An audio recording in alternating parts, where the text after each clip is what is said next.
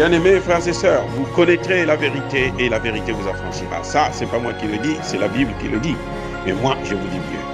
Vous connaîtrez la vérité historique, notamment celle de vos ancêtres kémites, et vous aurez une vision globale de ce que c'est que la vraie souveraineté politique. J'ajoute, vous reviendrez à la spiritualité africaine ancestrale et vous comprendrez les enjeux de l'indépendance économique. Et pour terminer, vous accepterez votre identité culturelle kémite et vous obtiendrez deux choses. La première, c'est la paix. La seconde, c'est le développement, à une condition. L'unité de toute l'Afrique noire, l'unité de tous les Noirs du monde entier. Otep à tous, bienvenue sur la chaîne des panafricanistes par essence, par conviction et par excellence. Celle des citoyens kémites par nécessité et obligation de combat. Nous sommes une chaîne qui n'est guidée que par nos ancêtres et rien que par les ancêtres qui appartiennent à l'égrégore du monde noir. Par conséquent, nous ne croyons en aucun Dieu venu de l'étranger. Toutefois, cette vidéo n'est aucunement destinée à inciter à la haine ou à la violence, car nous menons un combat qui est d'abord et avant tout spirituel, intellectuel et démocratique. Ensuite, il est politique, géopolitique et géostratégique. Contre l'impérialisme, le colonialisme, le néocolonialisme et l'endocolona, qui sont tous qualifiés de crimes contre l'humanité. Nous menons ce combat sur la base du principe fondamental que nous avons hérité de nos ancêtres kémites, qui est celui de la Mahat, c'est-à-dire solidarité, vérité et justice.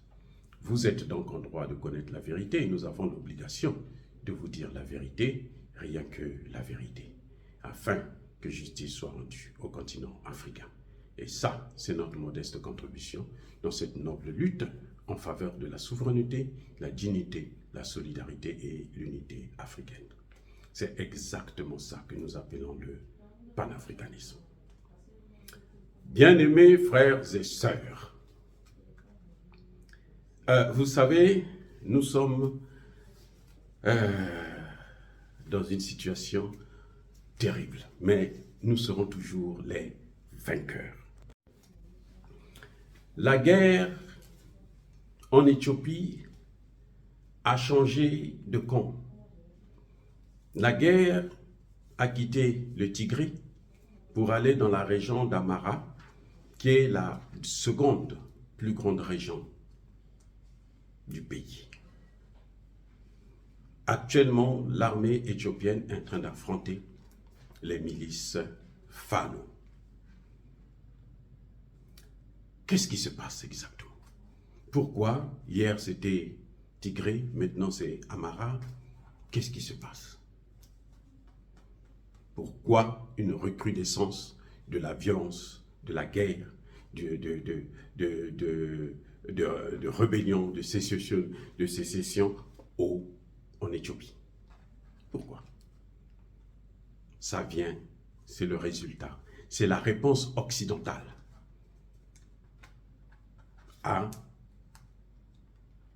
au sommet, plutôt, Russie-Afrique.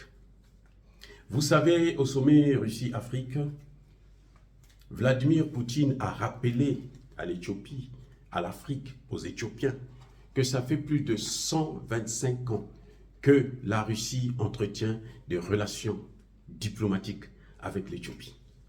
125 ans. Ben oui, c'est pas petit, hein. Et la Russie investit beaucoup en Éthiopie, notamment dans la formation des cadres. L'année prochaine, la Russie va accorder 60 000 bourses aux jeunes étudiants éthiopiens pour venir apprendre la science et la technologie. Je vous rappelle que la Russie est le pays le plus grand mathématicien du monde dans ce net moment. Ah oui, il ne faut pas se leurrer. Bref, c'est la réponse occidentale. Les Occidentaux n'ont jamais apprécié cette relation entre la Russie et l'Éthiopie. Eux, ils agissent toujours comme ça. Là, vous voyez des rébellions. C'est que derrière, il y a les Occidentaux, notamment en Afrique. Vous voyez la rébellion, le terrorisme dans le Sahel, c'est qui? C'est qui? Et c'est bien les États-Unis, c'est bien la France, c'est bien l'OTAN. D'abord parce que c'est l'OTAN qui est allé détruire la Libye et ils ont envoyé les terroristes dans le Sahel et dans le golfe de Guinée. Mais aussi parce que ce sont les pays de l'OTAN qui financent, qui alimentent, qui ravitaillent les terroristes sur le terrain des hostilités. Donc ne soyez pas surpris que ça puisse pas se passer en Éthiopie, puisqu'il faut faire la guerre contre la Russie par proxy, puisque eux, ils font toujours des guerres par proxy, comme ils le font actuellement en Ukraine. Ils laissent les Ukrainiens se faire massacrer jusqu'au dernier Ukrainien. Ils donnent toujours des armes en retard, et les armes qu'ils envoient sont toujours insuffisantes. Ben, comprenez qu'ils sont en train de massacrer le peuple ukrainien. C'est tout. Et ce qu'ils ont fait au Tigré, ils ont échoué lamentablement. Le premier ministre de Tigré avait bien dit que c'est Washington qui soutenait la rébellion au Tigré. Maintenant, ils ont quitté le Tigré parce que l'Éthiopie a maîtrisé la situation. Ils sont allés maintenant vers Amara. Et ils se plaignent, ils disent que l'Éthiopie a fermé la porte aux ONG pour ne pas aller sur le terrain. Mais si les ONG meurent là-bas, qui sera responsable? Comment voulez-vous que des ONG puissent se retrouver toujours dans des lieux où il y a la guerre? Parce que, vous savez, ce sont ces ONG-là justement qui préparent, qui alimentent la guerre. C'est à travers ces ONG que les États-Unis, la France, l'Allemagne, l'Angleterre et tous ces pays qu'on appelle vulgairement pays de l'Occident, hein, ce sont eux, ces ONG, qui travaillent pour eux, pour créer les conflits communautaires, pour faire passer le message. C'est ça ce qu'on appelle la révolution de couleur. Quand ils font la révolution de couleur, avant que tout ne se déclenche, vous allez voir une grande masse d'ONG atterrir à l'endroit, aller sur le terrain. Et après maintenant, vous allez voir comment les gens commencent à se soulever, se battre, ainsi de suite.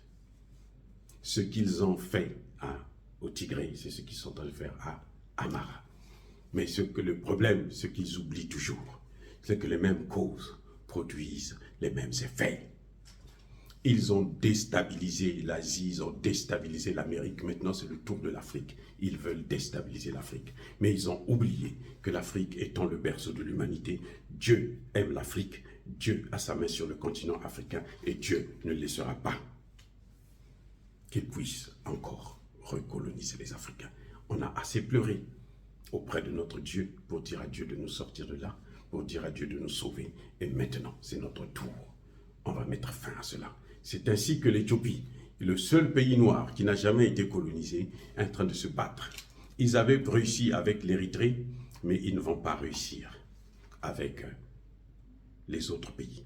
Vous voyez, l'Érythrée aujourd'hui, c'est le plus farouche soutien de Vladimir Poutine. Et l'Érythrée ne se cache pas. Toutes les résolutions contre la Russie, l'Érythrée s'est opposée systématiquement. Parce que l'Érythrée a compris, les dirigeants ont compris que ce sont eux qui nous ont divisés, qui nous ont séparés de nos frères éthiopiens. Voilà le problème. Ils faisaient croire à l'Érythrée qu'on vous donne l'indépendance, battez-vous, détruisez, on va diviser l'Éthiopie. Quand on va diviser l'Éthiopie va s'affaiblir. On l'a fait croire à l'Érythrée, vous allez vous développer parce qu'on va vous donner beaucoup d'argent, comme ils le font avec le Rwanda aujourd'hui. Ils sont en train de détruire le Rwanda sans le savoir, sans que les Rwandais eux-mêmes ne le sachent. Les Rwandais aujourd'hui sont contents parce qu'ils tirent profit des matières premières illégalement qui viennent du Congo démocratique. Mais au fond, le moment venu, quand ils auront puisé tout ce qu'ils veulent, ils vont les abandonner à la merci des mêmes Congolais qui vont les écraser. C'est comme ça qu'ils ont fait en Afghanistan, c'est comme ça qu'ils ont fait en Irak, c'est comme ça qu'ils ont fait en Somalie, c'est comme ça qu'ils ont fait en Libye. Le plus récent, c'est ça. C'est ce qu'ils sont en train de faire en Côte d'Ivoire. On est en train d'utiliser Alassane Ouattara pour détruire la Côte d'Ivoire. Mais quand Alassane Ouattara va partir, vous croyez que la Côte d'Ivoire va rester ce qu'elle est en train de devenir? C'est fini. Ils ne vont même pas financer la Côte d'Ivoire. Ils ne vont même pas financer le développement de la Côte d'Ivoire. La Côte d'Ivoire sera un pays endetté, comme elle l'est déjà, 35 milliards de dollars. C'est l'un des pays les plus endettés d'Afrique. Alors que Alassane Ouattara se dit « Je suis le plus grand économiste du monde et d'Afrique. J'ai travaillé au FMI et la Banque mondiale. » Ça, c'est son diplôme, c'est son résumé. Alors qu'on sait très bien qu'il ne faut pas grand-chose et surtout que c'est le FMI et la Banque mondiale qui sont à l'origine de l'appauvrissement de tout un continent, le continent africain. Voilà, bref, bien-aimés frères et sœurs, les Occidentaux ont décidé de punir l'Éthiopie à cause de ses liens très étroits avec la Russie. Comme les Français sont en train de faire actuellement avec le Niger, bien que les États-Unis regardent un peu, essaient de reculer, mais les États-Unis attendent que leur meilleur moyen pour punir aussi le Niger et punir le Burkina et le Mali. Parce qu'ils savent, si le Niger travaille avec le Burkina Faso, il ne peut pas être avec les Américains. C'est pas possible. La guerre des trois frontières là, qui va s'engager, ou qui est en train de s'engager actuellement, les Américains ne peuvent pas être des partenaires pour le succès.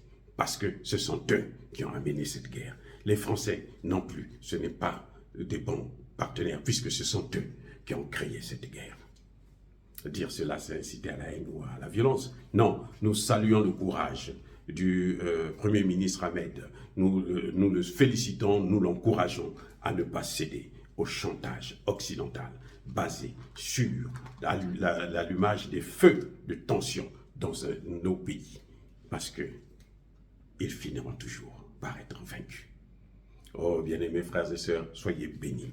Je persiste et je signe. Soyez abondamment bénis par le Dieu des Kémites et par nos ancêtres angélisés. Mais que tous ceux qui persécutent le continent africain le pillent et le déstabilisent. Qu'ils soient noirs, blancs, chinois, arabes, indiens, qui qu'ils soient punis, maudits, foudroyés, neutralisés, écrasés, effacés par le Dieu des Kémites et par nos ancêtres angélisés.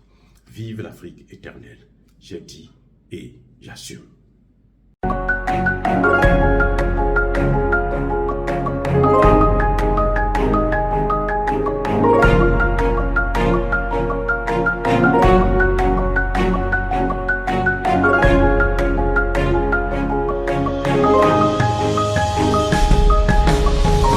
Eux, ils marchent par la foi et non par la vue. Mais moi, je vous conseille vivement de marcher par la connaissance scientifique et historique, notamment celle de nos ancêtres kémites, par les cinq sens et par l'intelligence. Abou Abia.